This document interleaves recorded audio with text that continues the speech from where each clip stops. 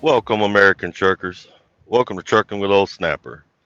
And I'm your host, Old Snapper. Now, excuse the noise, I'm sitting in a truck stop. I just finished my day. I am up here in Sterling, Colorado, not too far from the Nebraska line. Headed over to Omaha to drop this load tomorrow. Pick up another one that's sitting there on the yard preloaded. That's headed out to Pennsylvania. Well, this topic here is going to make some people uncomfortable. This topic is going to piss some people off. A lot of you are not going to agree with this topic, but it needs to be said. It's something that we need to discuss. It needs to be something that is brought to the table. It should be something we are all discussing. Taking a look around and trying to figure out what we can do to better it. It's not meant to bash anybody or any group of people or any age or anything like that. What it's meant for is to say, hey, you know what? I noticed that too. What can we do to change it? Well, can't change anybody else. It all starts with ourselves. And if each one of us work to change it independently, we can change the industry. What is wrong with trucking today? What's the issue in 2022? Man, there's so many issues. One, we're overregulated, but we're kind of overregulated by our own fault. You know, so many people running over on their logs years ago, killing people, and accident rates being real high. That's what Congress used to push in a lot of the regulation that we have today. It's we kind of asked for it. That was brought upon us. And we still today, on average, kill 4,000 people a year. Which, if you think about how many trucks out there, isn't horrible, but we shouldn't be killing anybody. There should be no neglect. We are professional drivers, correct? Excuse me. Well, let's get into that. Let's get into that professional drivers. What is a professional driver? Someone that's been trained, is paid, makes a living doing what it is that they do, doing driving, being a trucker. Something that's newer age people have seemed to forgotten or don't realize is trucking isn't just a job, it's a way of life. It's a lifestyle. We're the last of the cowboys. We're the last of the rejects from society, if you want to call it. We independence. We don't like anybody staring over our shoulders. We like being out here doing our thing. And we look to each other as brothers and sisters, and we help each other along. And when someone does something wrong, it makes us all look bad. Just like when someone does something right, it makes us all look good. But you know what we don't get anymore from the public? We don't get respect. We don't get respect at all. And I know some of you right now are thinking, yeah, we don't get no respect. We deserve respect. Why? I'm asking you that right now, driver. Why? Why do we deserve respect? And I know some of you are saying because if it wasn't for us, they wouldn't have nothing to eat. They would have no clothes on their back. They would have no house. They wouldn't have a lot of those things. And you are correct, they wouldn't. But that still don't mean we deserve all the respect in the world. You know, um, if a warehouse worker doesn't go to work, they don't have all them things too. Warehouse worker can do the same thing we do. That forklift driver out there making $15 an hour got the same power we got. So that's not where the respect comes from. Back in the 70s, 80s, and early 90s, truckers were known as knights of the road. They were very respected, very upheld in the community. Um, I mean, a trucker could come home and park just about anywhere, and the town would let him because they knew he'd been gone. They knew he'd been away from his family, or she had been away from her family. And they knew that they were only going to be there a few days, and that was their time with their kinfolk. You know, but we don't have that respect anymore. Why is that? I know I know. I hear you. I hear you. You're saying we should get it. It should still be that way. Look, think about this. A UFC fighter. If I call myself a UFC fighter right now, do I automatically get the respect of a seasoned UFC fighter? No. I haven't done anything. I got to put in my time. I got to win some fights. I have to carry myself as a UFC fighter does. I got to walk the walk as well as talk the talk, right? That's how I get my respect. It's earned, not given. Just because you got a CDL in your back pocket, just because you can stay between two white lines, make a left and a right, doesn't make you a trucker. It doesn't make you automatically get that respect.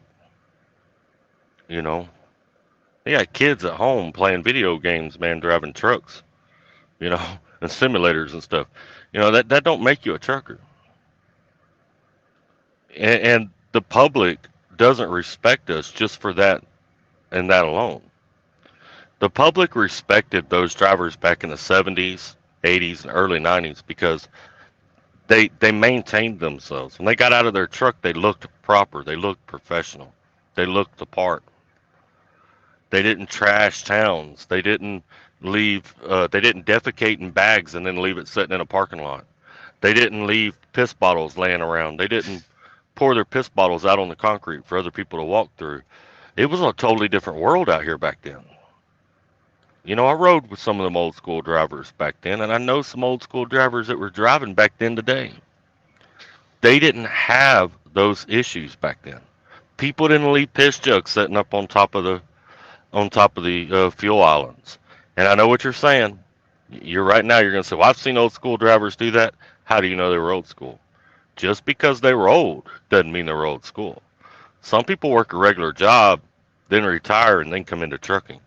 And so just because they're old, they still could only have been driving a year or two. That don't make them old school. The real old school drivers can tell old school drivers. When they get out of the truck, they may not be, they're not dressed in a suit, but they look presentable. They're not walking around like they just came off the beach in Miami. They carry themselves a certain way. They're respectful to the wait staff in the restaurant. They're respectful to the people in the truck stops. They're patient when they're waiting in line. They're used to it. They know the world owes them nothing. But yet, they've been blessed with a good job, a good living, able to raise a family, able to provide a good monetary living. So that they are patient with the world and understanding of that. That's an old school driver. These new school drivers, they're all in a hurry. Um, it's just crazy. But yeah, we're not going to get the respect from the public unless we earn it. And brothers and sisters, we're not earning it right now. I sat in on a city council meeting one time when I was living up in East Texas, and they were trying to decide whether they were going to allow a truck stop to be built within the city limits. The vote unanimously was no. And the reason being was just that.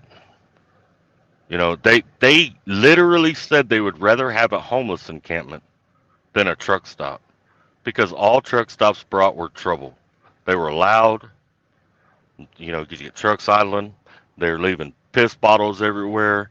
The parking lot ends up smelling like a restroom because drivers pee on the ground, leave poop bags sitting out on the ground, getting ran over, walked in.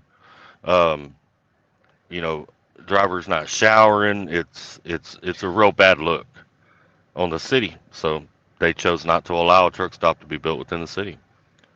And as much as I hate that, I can't blame them. They're right. Look around, drivers. If you're sitting in a truck stop right now, look around. You ain't got to walk far from your truck to run into a pee bottle. You're probably not going to have to walk far from your truck to run into a bag full of poop. Dogs don't even poop where they sleep. So why would a driver? I mean, that's just horribly sick. And another thing that's wrong with the industry today is we think with emotion way more than we should. We think with emotion more than we do with fact. You might be wondering, what am I talking about? Well, you get a driver, just comes out of truck driving school. He starts driving at a company. He automatically starts asking people at other companies what they're making. You notice they never ask how long they've been driving? Because that driver who just come out of truck driving school thinks or feels he or she should be making the same amount of money as the driver who's been out here for 15 years. Life don't work that way. That's that everybody gets a trophy generation. Look, if everybody got a trophy, the trophy wouldn't be worth nothing. If everybody got respect, respect wouldn't be worth nothing. If everybody made the same amount of money, it wouldn't be worth nothing. Things are worth a lot more to you in life when you earn it. When you earn the time, when you put in the time and sacrifice to earn something, it means a whole lot more to you. And it'll mean a whole lot more to people that look at you, from outside, from around as well. And that goes along with the entitled drivers. Entitled drivers are horrible out here today. I mean, it is horrible.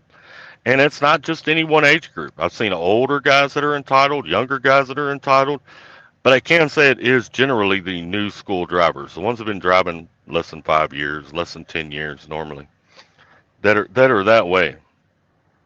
What I mean by that is the ones that sit in the fuel island and take their 30-minute breaks could care less about anybody else around them. That other guy who's on a schedule, who's trying to get him some fuel, grab him something to drink, use the restroom, and get back on the road, it's having to wait on this other guy because he feels that he's the only driver out here. Or the driver that drives through the parking lot at 15 miles an hour. And I'll tell you something else. I notice the guys that drive fast through the parking lot are always the slowest on the highway. Why is that? Y'all notice that? It's always Prime or one of them you see haul and tail through the parking lot doing 15, 20 miles an hour. Get out on the highway, they ain't doing but 5 miles an hour faster than they were doing in the parking lot. Also, that's not an old school driver. That is definitely a new school driver when you see them haul and tail through the parking lot. Another thing that's hurting the trucking industry today, and this here's going to sound bad, but it's the truth, and that's the amount of foreigners out here. And I'm not going to say all foreigners, because I've met some foreigners that have really taken to the American lifestyle and customs and culture, and they're respectful of it. But there are a lot that don't give two craps about our customs, our culture, our morals, our way of life. I've seen him. I literally watched a Russian. He was Russian because I confronted him. But I literally watched a Russian pull up in a fuel aisle and get fuel, back up, pull the trash can in front of his truck. He was going to pretend that fuel island was broke, and then he was headed to get his bag, go inside and take a shower. And it's not like I see this every now and then. I see this all the time. They'll pull off on the side of the highway. They just run down the road till they run out of hours and then pull over on the side of the road. I'm going to take my break right here. Or just pull off in the middle of the truck stop, park behind some other trucks, block some other trucks from getting out. Then when you get out and you got to deal with it, they pretend they can't understand a word you're saying. And that's making it hard. That's making it hard on us out here. We're not all on the same language, and it's making it difficult. And it's very disrespectful. I guarantee you that if we were in their home country, we would have to abide and adjust to the way they do things. Why we don't do that here, I have no idea. It's like we're on this bubble wrap thing where everybody's feelings matter. So they just come and do whatever they want. And nobody says nothing. Half the time, it doesn't do any good if you do say something, because they either can't understand you or pretend they can't. But it is really, really frustrating. And 9 times out of 10, when someone passes me and they got one foot on the dash and a laptop open on their dashboard and they're watching a movie, most of the time, I have seen what I can tell are Americans, but a lot of times it's foreigners that I've noticed doing that.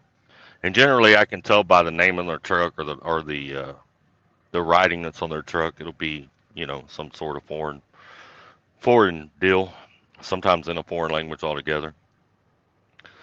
And I'm not saying Americans don't do that too, because I have noticed some of the younger generation doing that same thing. Got one foot on the dash, and got a laptop open. Drivers, If we want respect, we have to carry ourselves in such a way that we earn that respect. We have to be courteous with the motoring public out there. Yes, I know that most of the time they're wrong, but we still have to be courteous with them. We are the professionals. They are not. We have to be courteous to that. We have to be understanding of that. We have to be patient of that. We need to start getting out of the truck looking like we deserve the money we make, you know, and earning our place out here. Earn it. Work hard and earn it. You know, we can make this industry better again. But if we keep going down the road we're going, it's just going to continue getting worse.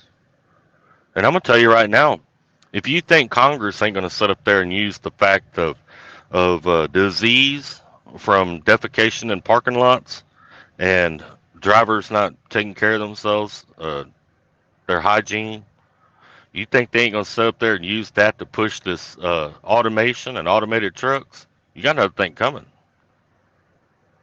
You know what I'm saying? They already used that to keep truck stops from being built around neighborhoods and around shopping malls and stuff like that. Man, I remember back in the day, I could pull off in any strip mall and go shopping. Nobody cared. But nowadays, they don't want us to because people leave poop bags, people leave piss bottles, piss jugs, they pee in the parking lot, act like animals out there. They just, no integrity at all. But I know some of y'all may agree, and some of y'all may not agree. But you want to know the real reason why trucking's going to crap? It's our own damn fault. It ain't nobody else's fault but our own. And it's because we've carried ourselves that way and we allow others around us to carry themselves that way. You think the general public don't look at us and think, oh, look, another nasty truck driver. You got another thing coming. You might want to jump on social media and do a poll because that's exactly what most of the general public thinks. And if I look around, to be honest with you, at a lot of truck stops, a lot of places that we park, we deserve it. Well, I hope we can get better. I hope the industry gets better. We are the only ones that can change it. The government can't change it. Companies can't change it. Owner operators can't change it. Me and you, driver, we're the only ones that can change it. But y'all stay safe. Keep it between those lines. Stay out of trouble, and let's keep trucking.